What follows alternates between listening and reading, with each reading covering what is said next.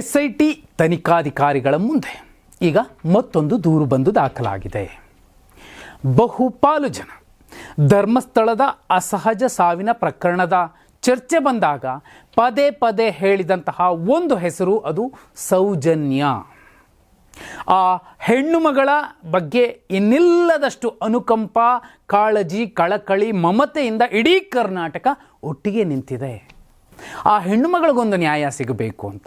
ನೋಡಿ, ಯಾರೆಲ್ಲ ಈ ಪ್ರಕರಣವನ್ನು ಪರವಾಗಿ ವಾದಿಸ್ತಿದ್ದಾರೆ ಅಥವಾ ವಿರೋಧವಾಗಿ ವಾದಿಸ್ತಿದ್ದಾರೆ, ಇವನ್ BJPಗರು ಕೂಡ, ಕೆಲವು ಸುದ್ದಿವಾಹಿನಿಗಳು ಕೂಡ ಸೌಜನ್ಯಗೆ ನ್ಯಾಯ ಸಿಗಬೇಕು ಅಂತ ಬಯಸ್ತಿದ್ದಾರೆ.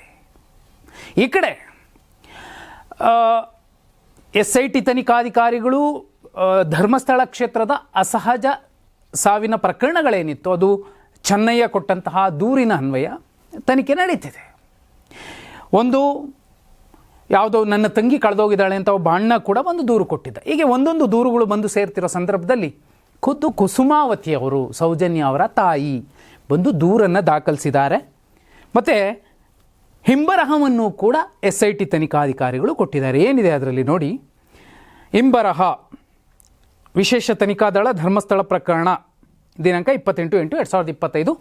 ಹಿಂಬರಹ: ತಾವು ನೀಡಿದ ಅರ್ಜಿಯನ್ನು ಪರಿಶೀಲಿಸಿದ್ದು, ಈ ಅರ್ಜಿಯ ಅಂಶಗಳ ಬಗ್ಗೆ SITಯು ತನಿಖೆ ನಡೆಸುತ್ತಿರುವ ಧರ್ಮಸ್ಥಳ ಪೊಲೀಸ್ ಕ್ರಮ ಸಂಖ್ಯೆ 39/2025 ಪ್ರಕರಣದ ತನಿಖೆಯ ಸಮಯದಲ್ಲಿ ಪರಿಶೀಲಿಸಿ ಸೂಕ್ತ ರೀತಿಯಲ್ಲಿ ಅಳವಡಿಸಲಾಗುವುದು. ಪೊಲೀಸ್ ಅಧೀಕ್ಷಕರು ಗೆ ಶ್ರೀಮತಿ ಕುಸುಮಾವತಿ, ದಿವಂಗತ ಚಂದ್ರಪ್ಪ ಗೌಡ ಅನ್ನುವಂಥದ್ದಿದೆ. ಬಹುಪಾಲು ಜನ ಇದನ್ನೇ ನಿರೀಕ್ಷೆ ಮಾಡ್ತಿದ್ರು.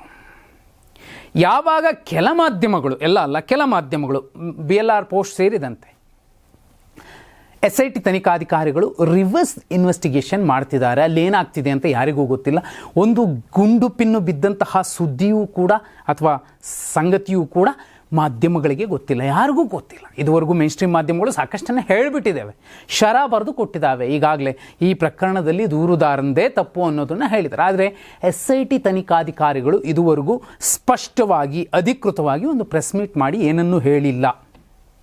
ಹಾಗಂತ ಆತ ತಪ್ಪೇ ಮಾಡಿಲ್ಲ ಅಂತಲ್ಲ, ಸರಿ ತಪ್ಪುಗಳ ಲೆಕ್ಕವನ್ನು SIT ತನಿಖಾಧಿಕಾರಿಗಳು ಕಾನೂನಿನ ಚೌಕಟ್ಟಿನಲ್ಲಿ ಏನು ತನಿಖೆ ನಡೆಸ್ತಿದ್ದಾರೆ ಅವರು ಮಾಡ್ತಾರೆ. ಮಾಡಿದ ಮೇಲೆ ಆತಂದು ತಪ್ಪಿದ್ರೆ ಚಿನ್ನ ಎಂದು ಆತನಿಗೂ ಶಿಕ್ಷೆ ಆಗುತ್ತೆ, ಅಥವಾ ಆತ ಯಾರ ಮೇಲೆ ಆರೋಪ ಮಾಡಿದಾರೋ ಅವ್ರಿಗೂ ಕೂಡ ಶಿಕ್ಷೆ ಆಗಬೇಕು, ಈ ನೆಲದ ಕಾನೂನಿನ ಅನ್ವಯ.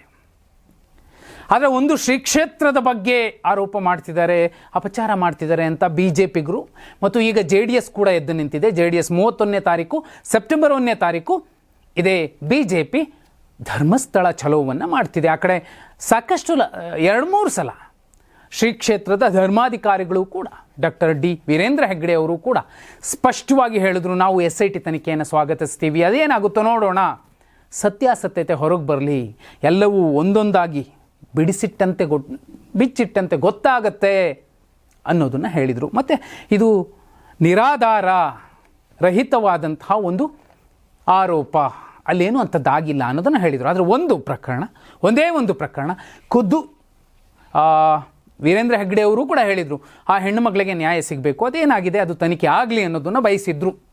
ಈಗ ಅದೇ ಪ್ರಕರಣ ಯಾಕೆ ಬಂದಿದೆ ನೋಡಿ.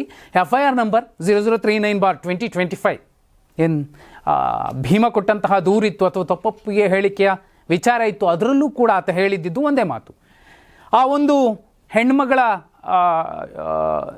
ಕೊಲೆ ಆದಾಗ ನಾನು ಊರಲ್ಲಿದ್ದೆ, ರಜದಲ್ಲಿದ್ದೆ, ಇಲ್ಲಾಂದರೆ ನಾನು ಕೂಡ ಆಕೆಯ ಹೆಣವನ್ನು ಹೂತು ಹಾಕಬೇಕಿತ್ತು ಅನ್ನೋದನ್ನು ದಾಖಲಿಸಿದ್ದ.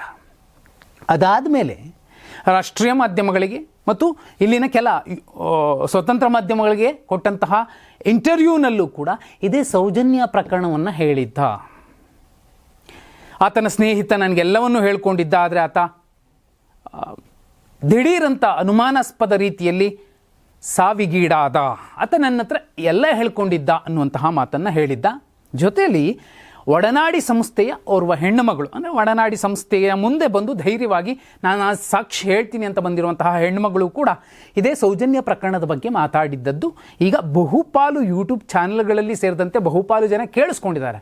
ಆ ಕೇಳಿಸ್ಕೊಂಡ ಕಾರಣಕ್ಕೇನೆ ಬಹುದೊಡ್ಡ ಅನುಕಂಪದ ಒಂದು ಅಲೆ ಈ ಹೆಣ್ಣು ಮಗಳ ಸೌಜನ್ಯ ಪರವಾಗಿ ನಿಂತಿರುವಂಥದ್ದು. ಈ ಎಲ್ಲವನ್ನ ಕೇಳಿಸ್ಕೊಂಡ ಮೇಲೆ ಎಲ್ಲೋ ಒಂದು ಕಡೆ ಕುಸುಮಾವತಿಯವರು ಸೌಜನ್ಯ ಅವರ ತಾಯಿ ನನ್ನ ಮಗಳಿಗೂ ಕೂಡ ನ್ಯಾಯ ಕೊಡಿಸಿ ಇದೇ ಸಂದರ್ಭದಲ್ಲಿ ಅಂತ ಕೇಳ್ಕೊಂಡಿದ್ದಾರೆ. ಇದೇ ಭೀಮನನ್ನು, ಚಿನ್ನಯ್ಯನನ್ನು ಅರೆಸ್ಟ್ ಮಾಡಿದಾಗಲೂ ಕೂಡ ಒಂದು ವಿಚಾರ ಚರ್ಚೆ ಆಗಿತ್ತು. ಅದು ಎಷ್ಟು ನಿಜಾನೋ ಎಷ್ಟು ಸುಳ್ಳು, ಆದರೆ BLR ಪೋಸ್ಟ್ ಒಂದು ಸ್ಪಷ್ಟವಾಗಿ ದಾಖಲಿಸಿತ್ತು. ಇಲ್ಲಿ ಭೀಮನ ಒಂದಷ್ಟು ಹೇಳಿಕೆಗಳನ್ನು ನೋಡಿದಾಗ SIT ತನಿಖಾಧಿಕಾರಿಗಳಿಗೆ ಸೌಜನ್ಯ ಶವವನ್ನು ಕೂಡ ಈತ ಹೂತ ಹಾಕಿರಬಹುದು ಅನ್ನೋ ಅನುಮಾನ ಬಂದಿತ್ತು. ಆ ಕಾರಣಕ್ಕೋಸ್ಕರ ಆತನನ್ನು ಅರೆಸ್ಟ್ ಮಾಡಿರೋದು, ಅಸಲಿಗೆ ಟ್ರ್ಯಾಕ್ ಹೋಗ್ತಿರೋದು, ತನಿಖೆಯ ಟ್ರ್ಯಾಕ್ ಪಕ್ಕ ಒಂದು ಸೌಜನ್ಯ ಪ್ರಕರಣದ ಕಡೆಯಿಂದ ಹೋಗ್ತಿದೆ ಅನ್ನುವಂಥದ್ದು ಚರ್ಚೆ ಆಗಿತ್ತು. ಈಗ ನೋಡಿ ಟ್ರ್ಯಾಕ್ ಸರಿಯಾಗಿದೆ. SIT ತನಿಖಾಧಿಕಾರಿಗಳದ್ದು ಎಷ್ಟೇ ಮೇನ್ ಸ್ಟ್ರೀಮ್ ಮೀಡಿಯಾಗಳು ಯಾರು ಏನೇ ಹೇಳ್ಕೊಂಡ್ರು ಕೂಡ ಅವರು ಸರಿಯಾದ ರೀತಿಯಲ್ಲಿ ಹೋಗ್ತಿದ್ದಾರೆ. ಆದರೆ ಅಲ್ಲಿ ಏನಾಗ್ತಿದೆ, ಆ ಒಂದು ಗುಪ್ತಗಾಮಿನಿ SITಯ ತನಿಖೆಯ ಗುಪ್ತಗಾಮಿನಿಯ ಜಾಡು ಹಿಡಿಯೋಕ್ಕಾಗಿಲ್ಲ. ಯಾಕಂದರೆ ಅವರು ಅಧಿಕೃತವಾಗಿ ಹೇಳೋ ತನಕ ಯಾರೂ ಕೂಡ ಬಾಯಿಗೆ ಬಂದಂಗೆ ಮಾತಾಡೋಕ್ಕಾಗಲ್ಲ. ಆದರೆ ಇಲ್ಲಿ ನೋಡಿ ಏನೆಲ್ಲ ಚರ್ಚೆಗಳಿತ್ತು, ಒಂದು ಅನುಮಾನ ಇತ್ತು, ಆ ಡಾಟ್ಸ್ ಇತ್ತು, ಆ ಗೀಟ್ ಕ್ಲೀನಾಗಿ ಬಂದು ಒಂದೇ ಕಡೆ ಸೇರಿದೆ. ಅದು ಸೌಜನ್ಯ ಪ್ರಕರಣದ ಜಾಗಕ್ಕೆ. ಈ ಹೆಣ್ಣು ಮಗಳಿಗೆ ನ್ಯಾಯ ಬೇಕು ಅನ್ನುವಂಥದ್ದನ್ನು ಈತ ಕೂಡ ಬಯಸಿದ. ಚಿನ್ನಯ್ಯ ಆತನ ತಪ್ಪೊಪ್ಪಿಗೆ ಹೇಳಿಕೆಲ್ಲ ಆರಂಭದಲ್ಲೇ ಬರೆಯೋದು, ಅದು ಆತ್ಮಗಳಿಗೆ ಶಾಂತಿ ಸಿಗಬೇಕು, ಪಾಪ ಪ್ರಜ್ಞೆಯಿಂದ ಬಂದಿದ್ದೀನಿ ಅಂತ ಹೇಳ್ಕೊಂಡಿದ್ದ. ಆತನ ಹೇಳಿಕೆಯ ಸತ್ಯಾಸತ್ಯತೆ ಇನ್ನೂ ಗೊತ್ತಾಗಬೇಕಿದೆ. ಆದರೆ ಮೇನ್ ಸ್ಟ್ರೀಮ್ ಮೀಡಿಯಾಗಳು ಆತ ಹೇಳಿದ್ದೆಲ್ಲವೂ ಸುಳ್ಳು, ನಿರಾಧಾರ ಅನ್ನೋದನ್ನು ಒಂದು ಶರ ಬರೆದು ಕೊಟ್ಟಿದ್ದಾರೆ. ಆದರೆ SIT ತನಿಖಾಧಿಕಾರಿಗಳು ಹೇಳೋ ತನಕ ಸ್ಪಷ್ಟವಾಗಿ ಕಾಯಬೇಕಾಗುತ್ತೆ. ಇಲ್ಲಿ ನೋಡಿ, ಆತನನ್ನು ಅರೆಸ್ಟ್ ಮಾಡಿದ್ದು ಇದೇ ಕೇಸ್ಗೆ ಅನ್ನೋ ಮಾತುಗಳೇನಿತ್ತು, ಈಗ ಖುದ್ದು ಕುಸುಮಾವತಿಯವರೇ ಬಂದು ದೂರು ಕೊಟ್ಟಿದ್ದಾರೆ ಅನ್ನೋದಾದರೆ, ಇಲ್ಲಿ ಆ ರಿಪೋರ್ಟ್ ಬಂದಾಗ ಒಂದಷ್ಟು ಸಾಕ್ಷ್ಯಾಧಾರಗಳ ಗಂಟನ್ನು, ಸಾಕ್ಷಿಗುಡ್ಡೆಯನ್ನು ವರದಿಯಲ್ಲಿ ಕೊಡಬಹುದು SIT ತನಿಖಾಧಿಕಾರಿಗಳು, ಅದು ಸೌಜನ್ಯ ಪ್ರಕರಣದಲ್ಲಿ. ಆಗ ತಪ್ಪಿತಸ್ಥರು ಯಾರೇ ಇದ್ದರೂ ಕೂಡ ಅವರಿಗೂ ಕೂಡ ಶಿಕ್ಷೆ ಆಗುವಂತಹ ಸಾಧ್ಯತೆಗಳಿದೆ. ಅವರು ಎಂಬರಹದಲ್ಲಿ ಸ್ಪಷ್ಟವಾಗಿ ಬರ್ಕೊಟ್ಟಿದ್ದಾರೆ. ಇದನ್ನು ವ್ಯಾಪ್ತಿಗೆ ತಗೊಂಡು ಏನು ಮಾಡಬಹುದೋ ಅದನ್ನು ನಾವು ಮಾಡ್ತೀವಿ ಅನ್ನೋದನ್ನು ಹೇಳಿದ್ದಾರೆ. ಆದರೆ ಇಲ್ಲಿ ಸೌಜನ್ಯ ಕೇಸಲ್ಲಿ ಯಾರ್ಯಾರು ಬಂದಿದ್ದಾರೋ, ಯಾರ್ಯಾರು ಬಿಟ್ಟಿದ್ದಾರೋ, ಯಾರ ಮೇಲೆ ಆರೋಪ ಇದೆಯೋ ಗೊತ್ತಿಲ್ಲ. ಆದರೆ ಆ ಆರೋಪಿಗಳು ಕೇವಲ ಆರೋಪಿಗಳಷ್ಟೇ, ಅಪರಾಧಿಗಳಲ್ಲ ಅನ್ನೋದನ್ನಾಗಲಿ ಅಥವಾ ಅವರು ತಪ್ಪೇ ಮಾಡಿಲ್ಲ ಅನ್ನೋದಾಗಲಿ ಎಲ್ಲವನ್ನೂ ಕೂಡ ಹೇಳಬೇಕಾಗಿರುವಂಥದ್ದು ಕೋರ್ಟ್. SIT ತನಿಖಾಧಿಕಾರಿಗಳು ಈ ಪ್ರಕರಣ ಏನು ಹಾಗೆ ಬಿದ್ದೋಗಿತ್ತು, ನ್ಯಾಯ ಸಿಗದೆ ಹೆಣ್ಣುಮಗಳಿಗೆ, ಅಲ್ಲಿ ನ್ಯಾಯ ಹುಡುಕುವಂತಹ ಪ್ರಯತ್ನಗಳು ಈ ಸಲ ಪಕ್ಕ ಆಗತ್ತೆ ಅನ್ನುವಂಥದ್ದು ಈಗ ಬೆಳಕಿಗೆ ಬರ್ತಿರುವಂತಹ ಸಂಗತಿ. ಮತ್ತು ಈ ತನಿಖೆಯ ಟ್ರ್ಯಾಕ್ ನೋಡಿದಾಗ ರಿವರ್ಸ್ ಇನ್ವೆಸ್ಟಿಗೇಷನ್ ಆಗ್ತಿದೆ ಅನ್ನುವಂಥದ್ದೇನಿತ್ತು ಚರ್ಚೆ, ಅದಕ್ಕೆ ಪೂರಕವಾಗಿ ಎಲ್ಲವೂ ನಡೀತಿರುವಂಥದ್ದು ಈಗ ಒಂದು ಸ್ಪಷ್ಟತೆಯಂತೂ ಇದೆ. ಸೌಜನ್ಯ ಅನ್ನುವಂತಹ ಹೆಣ್ಣುಮಗಳ ಒಂದು ಸಾವಿಗೆ ನ್ಯಾಯ ಸಿಗಬಹುದು ಅಂತ.